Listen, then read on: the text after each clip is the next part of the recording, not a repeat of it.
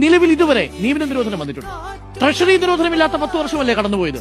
ഏതെങ്കിലും മന്ത്രിക്കെതിരെ അഴിമതി ആരോപണം ഉന്നയിക്കാൻ കഴിയാത്ത 10 വർഷമല്ലേ കടന്നുപോയത്? ഏതെങ്കിലും മന്ത്രിക്കെതിരെ അഴിമതി ആരോപണം പ്രതിപക്ഷത്തിന് ഉന്നയിക്കാനോ അത് തെളിയിക്കാനോ വിജിലൻസിന്റെ ഒരു നോട്ടീസെങ്കിലും കൊടുക്കാനോ സാധിച്ചിട്ടുണ്ടോ? കഴിഞ്ഞിട്ടില്ലല്ലോ. അപ്പോ അഴിമതി ഈ ആരോപണം മന്ത്രിക്കെതിരെ ഇല്ലാത്ത കേരളം 10 വർഷങ്ങൾ. ട്രഷറി ഏതെങ്കിലും തരത്തിൽ പൂട്ടിയതായിട്ട് കേട്ടോ? ട്രഷറി പൂട്ടിയിട്ട് ശമ്പള വിതരണം മുടങ്ങിയതായിട്ട് കേട്ടോ? എവിടെ? ട്രഷറി നിയന്ത്രണമല്ലേ? ട്രഷറി നിയന്ത്രണം സ്വാഭാവികമാണ്. എല്ലാ സമയത്തും എല്ലാ വർഷത്തിലും മാർച്ച് മാസം ഉണ്ടാവും. അങ്ങനെയായിരുന്നു ഉമ്മൻചാണ്ടി സർക്കാരിന്റെ കാലത്ത്, അങ്ങനെയായിരുന്നു AK ആന്റണി സർക്കാരിന്റെ കാലത്ത്. ശമ്പളമില്ലാതെ ഏതെങ്കിലും സർക്കാർ ജീവനക്കാർ ബുദ്ധിമുട്ടുണ്ട്. അല്ല, ട്രഷറി നിയന്ത്രണമുണ്ട് സ്വാഭാവികമായി. പക്ഷെ ട്രഷറി അടച്ചിട്ടില്ല, ട്രഷറി പൂട്ടിയിട്ടില്ല. ട്രഷറി പൂട്ടാത്ത 10 വർഷങ്ങൾ, പവർ കട്ടില്ലാത്ത 10 വർഷങ്ങൾ, നിയമന നിരോധനമില്ലാത്ത 10 വർഷങ്ങൾ. ശരിയല്ലേ?